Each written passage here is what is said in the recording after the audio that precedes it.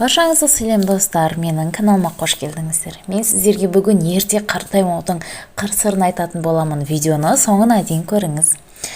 Ерте қартайғыңыз келмесе, сарымсақ қосылған су ішіңіз. Әлем ғалымдарының зерттеуіне сүйенсек, ең ұзақ өмір сүретіндер әрі денсаулығы мықты болатындар жапондықтар екен. Оның құпиясы денсаулығына жасаған мына әдісте дейді. Жапония халқы таңертең оянғаннан кейін бірден су ішетін көрінеді. Су көптеген ауруларға ем болатын білеміз. Сөйтіп бізде таңертең су ішеміз. Бірақ бұны бұлжытпай орындайтындар өте аз. Өздеріңізге мәлім. Су бас ауруларын, жүрек проблемаларын, бронхит, ас қорыту және басқа ауруларды емдейтін сиқырлы күш. Бірақ жапондықтар тек су ішіп қана қоймайды. Міндетті түрде мына 3 затты қосады екен. Лимон қосылған су. С дәруменімен калий элементінің қайнар көзі болып табылатын лимон мыңдаған дертке дауа. Нақтырақ айтқанда, иммундық жүйені нығайтады, жүйке жүйесін тыныштандырады, қан қысымын реттейді, ағзаның қышқылдығын қалпына келтіреді, зат алмасуды жақсартады, асқазан, ас қорыту жолдарының жұмысын дұрыстайды. Сарымсақ қосылған су. С және Б6 дәруменімен марганец, селен, мыс, кальций, калий, фосфор элементіне бай сарымсақ көптеген дертке дауа. Әсіресе ағзаны бактерия мен вирустан қорғайды.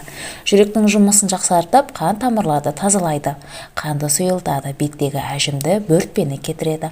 Ал сарымсақ қосылған су суық тию, тұмау, бронхит, мұрыннан су ағу, тамақ ауруларын емдейді, иммунитетті көтереді, ағзадағы артық холестеринді шығарады, қан қысымын реттейді. Дайындау әдісі. 1-2 тіс сарымсақты қабығынан тазалап езіп аласыз. Сосын эмаль ыдысқа салыңыз. Оған 4-5 тамшы зәйтүн майы мен 1 стакан су құйып отқа қойыңыз. 50 градуста қайнатыңыз. Содан соң 2-3 тілік лимонның шырынын қосып 15-20 минут бетін жауып қойыңыз. Белгіленген уақыттан соң дайын болған емдік сусынды теңдей етіп 2-ге бөліп ішіңіз. Кімдерге ішуге болмайды? Аллергияға, асқазанда жара болса, ас қорыту жолдары бұзылса, сарымсақ қосылған су ішпеңіз. Сонымен, бал қосылған су, балдың емдік қасиетін айтпаса да бәріміз білеміз. Ал бал қосылған су ішудің өзіндік ережесі бар. Бұл емдік сусынды тамақтанудан 30 минут бұрын ішіңіз. Мейлінше ішетін кезде дайындау керек. Алдын ала дайын қойып тоңазытқышта сақтауға болмайды. Ондай жағдайда құнарын жоғалтады. Бал қосылған суды таңертең аш қарынға немесе түнде ұйқыға жатар алдында ішуге болады. Өйткені бал ұйқы шақыратын қасиетке ие.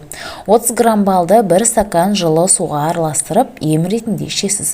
Сонда қан қысымы реттеледі, жүйке жүйесі тынышталады, ағза дәрумен мен минералды затқа бай болады, ағзаны қуаттандырып, жұмысқа қабілеттілігі ашады, метаболизмді дұрыстайды, суыққа қарсы күреседі, бас ауруын қойдырады.